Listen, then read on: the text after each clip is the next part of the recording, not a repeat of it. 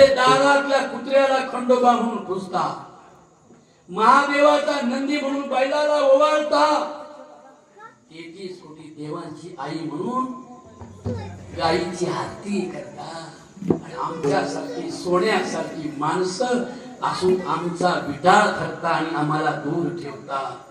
बाई माणसाला विधवा करता, नवरा मेल्यावर तिच्या बांगड्या फोडता, बरोबर आहे, तिचं मुंडन करता, तिचे नवे कपडे काढून घेता, तिचे दागिने काढून घेता, तिला उदास बनवता. अरे त्याच्या हाती पाळण्याची दोरी ती सर्व जगाला उद्धरी.